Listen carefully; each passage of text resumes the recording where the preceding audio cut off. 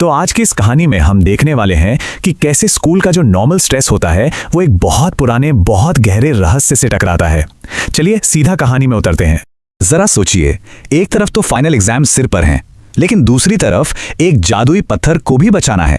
हमारे हीरोज ना कुछ ऐसी ही दुविधा में फंसे हुए हैं। एक तरफ किताबों का पहाड़ और दूसरी तरफ एक ऐसा राज जो पूरी जादुई दुनिया को हिला सकता है। तो चलिए कहानी के पहले हिस्से से शुरू करते हैं। एक ऐसी चीज जिससे हम सब गुजर चुके हैं, एग्जाम का प्रेशर। यहाँ पर ना हमें कैरेक्टर्स के बीच एक बड़ा ही मजेदार फर्क देखने को मिलता है। एक तरफ है हरमाइनी जो पूरी तरह से पढ़ाई में डूबी है, टाइम टेबल बन रहे हैं, नोट्स को कलर कोड किया जा रहा है। और दूसरी तरफ है हैरी और रॉन जिनके लिए एग्जाम्स अभी भी खैर बहुत दूर हैं। उनका सारा ध्यान उस जादुई पत्थर पर और बाहर के अच्छे मौसम पर है। इससे पता चलता है कि कौन कितना प्लान करके चलता है और कौन बस पल में जीता है। हरमाइनी के हिसाब से 10 हफ्ते तो कुछ भी नहीं है, खासकर तब जब मामला निकोलस फ्लेमेल जैसे अमर इंसान से जुड़ा हो। उसके लिए 10 हफ्ते बस 1 सेकंड के बराबर हैं। और ऊपर से टीचर्स ने इतना होमवर्क दे दिया था कि छुट्टियां भी छुट्टियों जैसी नहीं लग रही थी। तो ठीक है, एग्जाम के तनाव की दुनिया हमने देख ली। अब चलते हैं उस राज की तरफ जो लाइब्रेरी की खामोशी में छुपा हुआ है, जहां एक ऐसी मुलाकात होने वाली है जो सब कुछ बदल देगी। लाइब्रेरी की उस पिन ड्रॉप साइलेंस में, जहां सिर्फ पन्ने पलटने की आवाज आनी चाहिए, एक जानी पहचानी भारी भरकम आवाज गूंजती है, हैग्रिड। लेकिन एक मिनट, हैग्रिड और लाइब्रेरी में? यह तो कुछ वैसी ही बात हो गई जैसे कोई मछली पेड़ पर चढ़ रही हो। तीनों को तुरंत समझ आ गया कि यहां कुछ तो गड़बड़ है। और उनका शक तब यकीन में बदल जाता है जब वो देखते हैं कि हैग्रिड अपनी पीठ के पीछे कुछ तो छिपा रहा है। क्या लगता है वो क्या हो सकता है? जैसे ही रॉन के मुंह से पारस पत्थर का नाम निकलता है, हैग्रिड का तो जैसे रंग ही उड़ जाता है। वो फौरन उन्हें चुप कराता है, ऐसे इशारे करता है जैसे दीवारें भी सुन रही हों। उसकी घबराहट साफ दिख रही थी और इसने इस राज को और भी गहरा बना दिया। तो आखिर हैग्रिड लाइब्रेरी में क्या छिपा रहा था? इस सवाल का जवाब उन्हें जल्द ही मिलने वाला है और ये जवाब कहानी को एक बिल्कुल नई दिशा में ले जाएगा। रॉन वापस आता है और उसके हाथ में जो किताबें हैं वो सारी कहानी बयां कर देती हैं। ग्रेट ब्रिटेन और आयरलैंड की ड्रैगन प्रजातियां और दूसरी अंडे से शैतान तक। अब पिक्चर बिल्कुल साफ हो रही है। हैग्रिड का राज ड्रैगन से जुड़ा है। लेकिन यहाँ एक बहुत बड़ी प्रॉब्लम है। ड्रैगन पालना बिल्कुल गैर कानूनी है, और ये सिर्फ इसलिए नहीं कि वो खतरनाक होते हैं, बल्कि इसलिए भी क्योंकि उन्हें गैर जादुई लोगों से छिपाना नामुमकिन जैसा है। तो सवाल यह है कि हैग्रिड इतना बड़ा खतरा मोल क्यों ले रहा है? इसका जवाब जानने के लिए तीनों दोस्त सीधे हैग्रिड की झोपड़ी पहुंचते हैं। जैसे ही वो अंदर कदम रखते हैं, उन्हें कुछ बहुत अजीब लगता है। बाहर मौसम काफी अच्छा और गर्म है, पर अंदर अंगीठी में आग धधक रही है और कमरा भट्टी की तरह तप रहा है। ये सिर्फ एक अजीब बात नहीं थी, ये अपने आप में एक सुराग था। अंदर पहुंचकर पारस पत्थर के बारे में पूछने पर हैग्रिड पहले तो टाल मटोल करता है, लेकिन हरमाइनी की थोड़ी तारीफ और चापलूसी के बाद वो ये राज खोलने के लिए तैयार हो जाता है कि पत्थर की हिफाजत कौन कौन कर रहा है। हैग्रिड एक एक करके नाम गिनाना शुरू करता है। Professor Sprout, professor Flitwick, professor McGonagall, professor Quirrell और हाँ, खुद डंबलडोर भी। मतलब हॉगवर्ट्स के सबसे ताकतवर जादूगरों की पूरी टीम। लेकिन फिर वो एक ऐसा नाम लेता है जिसकी किसी ने भी उम्मीद नहीं की थी, स्नेप। स्नेप? हैरी, रॉन और हरमाइनी के तो होश ही उड़ जाते हैं। अगर स्नेप पत्थर को बचाने में मदद कर रहा है तो इसका मतलब है कि उसे बाकी सभी प्रोफेसर्स के सुरक्षा घेरों के बारे में सब कुछ पता होगा। ये एक बहुत ही बड़ी और खतरनाक खबर थी। और ठीक जब ऐसा लगता है कि इससे ज्यादा शॉकिंग कुछ नहीं हो सकता, तभी कहानी का सबसे बड़ा राज सामने आता है। कमरे की गर्मी अब बर्दाश्त से बाहर हो रही है और हैरी खिड़की खोलने को कहता है, लेकिन हैग्रिड साफ मना कर देता है और उसकी नजरें घबराहट में बार बार आग की तरफ जा रही हैं। अब ये तो पक्का हो जाता है कि इस आग में सिर्फ लकड़ियां नहीं जल रही। हैरी की नजर आग के बीचों बीच रखी किसी चीज पर पड़ती है और वो पूछता है, हैग्रिड वो क्या है? आग की लपटों के बीच केतली के ठीक नीचे रखा था एक बड़ा सा काला पत्थर जैसा अंडा, एक ड्रैगन का अंडा। हैग्रिड ने न सिर्फ कानून तोड़ा है, बल्कि स्कूल के अंदर एक खतरनाक जानवर को पालने का जोखिम उठाया है। और ये कहानी हमें एक बहुत बड़े सवाल के साथ छोड़ जाती है। क्या जानवरों के लिए उसका ये बेइंतहा प्यार उसे और बाकी सबको बहुत बड़ी मुसीबत में डालने वाला है? जरा सोचिए, एक धुंधली सी रोशनी वाली झोपड़ी, ताश का एक सीक्रेट गेम और एक ऐसा दांव जो जिंदगी को हमेशा के लिए बदल सकता है। क्योंकि देखिए, ये कोई मामूली खेल नहीं है। आज रात दांव पर एक ड्रैगन का अंडा लगा है, एक खतरनाक गैर कानूनी राज जो बस फूटने ही वाला है। तो सवाल ये है कि ये अंडा आखिर आया कहाँ से? जब पूछा गया तो हैग्रिड ने बस इतना कहा, हमने इसे शर्त में जीता है। हुआ यूं कि कल रात गांव में एक अजनबी के साथ ताश का खेल चल रहा था और बस वो एक ड्रैगन के अंडे का मालिक बन गया। और वो अजनबी, ऐसा लगता है कि वो तो इससे छुटकारा पाकर बहुत खुश हुआ होगा। देखिए, ये सिर्फ एक अंडा नहीं था, ये एक वादा भी था और एक खतरा भी, सब एक में मिला हुआ। हैग्रिड के लिए ये एक सपने के सच होने जैसा था, पर दूसरों के लिए ये एक बुरे सपने की शुरुआत थी, क्योंकि सवाल तो ये था कि जब ये अंडा फूटेगा तो क्या होगा। हैग्रिड तो भाई पूरी तरह तैयार था। उसने लाइब्रेरी से एक किताब भी ले रखी थी, आनंद और लाभ के लिए ड्रैगन पालना। और इसी से पता चला कि उसके पास एक नॉर्वेजियन रिजबैक है, एक बहुत ही दुर्लभ प्रजाति।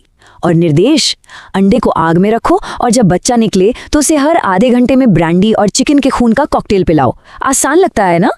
तो यहाँ पर दो बिल्कुल अलग अलग नजरिए थे। एक तरफ हैग्रिड था जो उत्साह से भरा था, एक नॉर्वेजियन रिजबैक, और दूसरी तरफ थी हरमाइनी जो बिल्कुल प्रैक्टिकल बात कर रही थी। हैग्रिड, ये गैर कानूनी है और तुम एक लकड़ी के घर में रहते हो। सोचिए, आग उगलने वाला ड्रैगन और एक लकड़ी का घर, ये तो तबाही को बुलावा देना हुआ। और फिर वो पल आ ही गया जिसका हर कोई इंतजार कर रहा था, या शायद जिससे डर रहा था। हैग्रिड की तरफ से बस एक छोटा सा नोट आया, ये फूट रहा है। लेकिन जैसे ही हैरी, रॉन और हरमाइनी अपनी योजनाओं कर फुसफुसा रहे थे, एक नया खतरा सामने आ गया। उनका दुश्मन मैलफॉय बस कुछ ही फीट की दूरी पर खड़ा था और सब सुन रहा था। उसके चेहरे पर जो मुस्कान थी वो सब कुछ कह रही थी। उसने कुछ सुन लिया था और ये बिल्कुल भी अच्छा नहीं था। जब वे झोपड़ी में पहुंचे तो माहौल में एक अजीब सा तनाव था। मेज पर अंडा पड़ा था और उसके ऊपर गहरी दरारें पड़ चुकी थीं। अंदर से खटखटाने और खरोचने की आवाजें आ रही थीं। सबने अपनी सांसें रोक लीं। अचानक एक चटकने की आवाज के साथ अंडा टूट गया और मेज पर ड्रैगन का एक बच्चा फैला हुआ था। सच कहूं तो ये सुंदर तो बिल्कुल नहीं था। हैरी को लगा कि ये एक मुड़े तुड़े काले छाते जैसा दिख रहा है। उसके पंख उसके पतले से शरीर के लिए बहुत बड़े थे और उसकी संतरे जैसी आंखें बाहर निकली हुई थीं। उस नन्हे ड्रैगन ने चीख मारी और उसकी नाक से चिंगारियों का एक छोटा सा गुबार निकला। जैसे ही हैग्रिड ने प्यार से उसके सिर को सहलाने की कोशिश की, उसने अपने नुकीले दांतों से हैग्रिड की उंगलियों को काट लिया। लेकिन हैग्रिड तो बस प्यार में डूबा हुआ था। बोला, देखो तो जरा, ये अपनी मम्मी को जानता है। सब कुछ ठीक लग रहा था जब तक कि हैग्रिड का चेहरा अचानक पीला नहीं पड़ गया। वो उछलकर खिड़की की तरफ भागा। उसने कहा कि कोई पर्दे के बीच से झांक रहा था, एक बच्चा जो अब स्कूल की ओर वापस भाग रहा था। और हाँ, उनका सबसे बुरा डर सच हो चुका था। हैरी ने दरवाजा खोलकर बाहर देखा। इसमें कोई शक नहीं था, मैलफॉय ने ड्रैगन को देख लिया था। उनका राज अब खुल चुका था। अब राज तो खुल चुका था, पर एक और शायद उससे भी बड़ी समस्या सामने खड़ी थी। वो प्यारा सा दिखने वाला बच्चा ड्रैगन अब तेजी से एक बेकाबू जानवर में बदल रहा था, जिसे छुपाना नामुमकिन था। हैरी ने हैग्रिड से कहा, इसे जाने दो, इसे आजाद कर दो। लेकिन हैग्रिड, जिसने अब ड्रैगन का नाम नॉर्बर्ट रख दिया था, उससे बहुत जुड़ चुका था। उसने कहा, मैं नहीं कर सकता, वो बहुत छोटा है, वो मर जाएगा। और नॉर्बर्ट बढ़ रहा था, वो भी बहुत तेजी से। देखिए, जन्म के वक्त तो वो नवजात था, सिर्फ एक हफ्ते में वो 3 गुना लंबा हो गया। हैरी ने चेतावनी भी दी कि अगले 2 हफ्तों में नॉर्बर्ट हैग्रिड के घर जितना लंबा हो जाएगा। नॉर्बर्ट का खतरनाक स्वभाव भी अब साफ दिखने लगा था। एक रात उसने रॉन के हाथ को इतनी बुरी तरह काट लिया कि वो खूनी रुमाल में लिपटा हुआ था। और मजे की बात यह है कि हैग्रिड ने बेचारे नॉर्बर्ट को डराने के लिए रॉन को ही डांट दिया।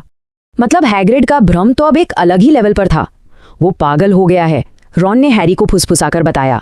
उसने कहा कि जब वो वहां से निकला तो हैग्रिड नॉर्बर्ट को एक लोरी गाकर सुला रहा था, जैसे कि वो कोई प्यारा सा बच्चा हो। हालात अब हाथ से निकल रहे थे। मैलफॉय किसी भी पल उनका पर्दाफाश कर सकता था और नॉर्बर्ट को छुपाना नामुमकिन होता जा रहा था। फिर जब कोई रास्ता नहीं दिख रहा था, तब एक शानदार आइडिया आया। अचानक हैरी को कुछ याद आया। वो रॉन की तरफ मुड़ा और बोला, चार्ली। हाँ, रॉन का भाई चार्ली, जो रोमानिया में ड्रैगन पर स्टडी कर रहा था। ये एकदम सही योजना थी। वे नॉर्बर्ट को चार्ली के पास भेज सकते थे, जो जानता था कि उसकी देखभाल कैसे करनी है। उन्होंने तुरंत चार्ली को एक उल्लू भेजा और बस इंतजार करने लगे।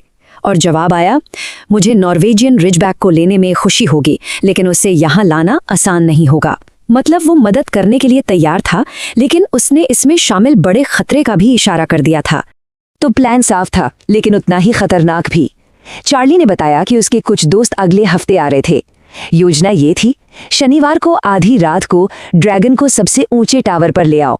चार्ली के दोस्त वहां मिलेंगे और उसे अंधेरे की आड़ में ले जाएंगे। तो अब मंच तैयार है। आधी रात का समय, स्कूल का सबसे ऊंचा टावर और एक गैर कानूनी ड्रैगन की तस्करी करने का मिशन।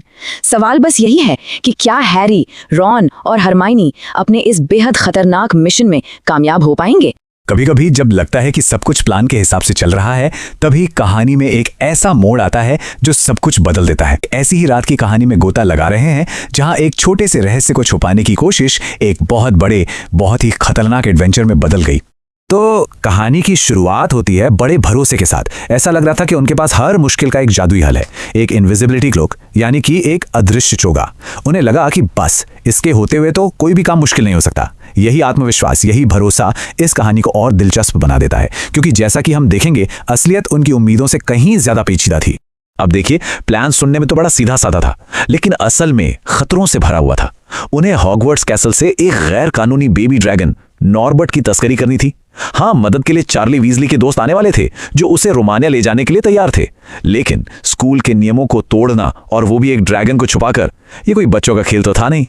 तो जगह और वक्त दोनों तय हो चुके थे। दिन था शनिवार, समय था आधी रात का, और जगह थी स्कूल का सबसे ऊंचा टावर। ये एक ऐसा मिशन था जिसमें जरा सी भी गलती की कोई गुंजाइश नहीं थी। एक एक सेकंड कीमती था, और अगर वो पकड़े जाते तो मतलब सब कुछ खत्म। लेकिन कोई भी अच्छी कहानी बिना किसी ट्विस्ट के पूरी कहाँ होती है, और इस मामले में तो मुश्किलें एक के बाद एक आने लगीं। देखते ही देखते ये जोखिम भरा मिशन लगभग नामुमकिन सा लगने लगा, और यहीं से उनकी दोस्ती और हिम्मत की असली परीक्षा शुरू हुई। और पहली बड़ी मुसीबत आई सीधे रॉन के जरिए। वो जो नॉर्बर्ट था, वो सिर्फ एक प्यारा सा दिखने वाला बेबी ड्रैगन नहीं था। उसने रॉन को काट लिया, और ये कोई मामूली खरोच नहीं थी। इसके नतीजे बहुत गंभीर होने वाले थे। देखते ही देखते रॉन की हालत बिगड़ने लगी। उसका हाथ सूजकर लगभग दोगुना हो गया था, और घाव का रंग वो खतरनाक रूप से गहरा हरा पड़ गया था। अब यह साफ हो चुका था कि नॉर्बर्ट के दांत जहरीले थे। आखिर में रॉन के पास हॉस्पिटल विंग जाने के अलावा और कोई चारा नहीं बचा, और इसके साथ ही मिशन और भी ज्यादा मुश्किल हो गया। लेकिन मुसीबतें कहां अकेली आती हैं? रॉन की चोट ही अकेली समस्या नहीं थी। एक और बहुत बड़ी मुसीबत उन पर मंडरा रही थी, एक ऐसी गलती जो उनकी पूरी योजना को बर्बाद कर सकती थी।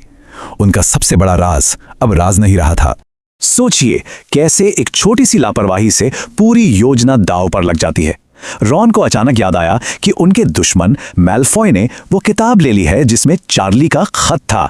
मतलब अब मैल्फॉय उनकी पूरी योजना के बारे में सब कुछ जानता था। अब पीछे हटने का तो कोई सवाल ही नहीं था। ये जानते हुए भी कि मैल्फॉय उन्हें पकड़वाने की पूरी कोशिश करेगा, प्लान बदलने के लिए बहुत देर हो चुकी थी। उन्हें आगे बढ़ना ही था, और उस खतरे का सामना करना था जिसका उन्हें सबसे ज्यादा डर था। टावर तक का वो सफर आसान तो बिल्कुल नहीं था। उन्हें न सिर्फ स्कूल के शरारती भूत पीव से बचना था, बल्कि नॉर्बर्ट के उस भारी बक्से को न जाने कितनी सीढ़ियों से ऊपर भी ले जाना था। यह दिमागी और जिस्मानी दोनों तरह से एक थका देने वाला काम था, और हर कदम पर पकड़े जाने का डर तो बना ही हुआ था। लेकिन इस सारे तनाव और डर के बीच एक दिल को छू लेने वाला पल भी आया। हैग्रिड ने अपने प्यारे से ड्रैगन को एक बहुत ही इमोशनल विदाई दी। ये एक ऐसा लम्हा था जो दिखाता था कि हैग्रिड उस खतरनाक जीव से कितना ज्यादा प्यार करता था। वो पकड़े जाने के कितने करीब आ गए थे, इसका अंदाजा इस घटना से लगाया जा सकता है। ठीक टावर के नीचे उनका सामना हुआ प्रोफेसर मैकगोनागल से, जिन्होंने मैल्फॉय को रंगे हाथों पकड़ लिया था।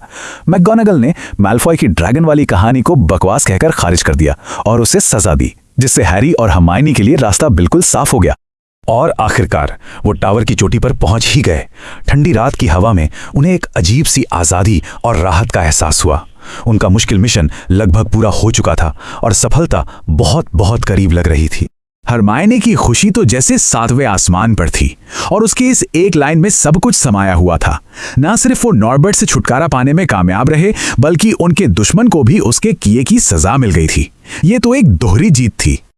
और फिर ठीक योजना के मुताबिक वो आ गए। चार्ली के दोस्त 4 झाड़ुओं पर आए।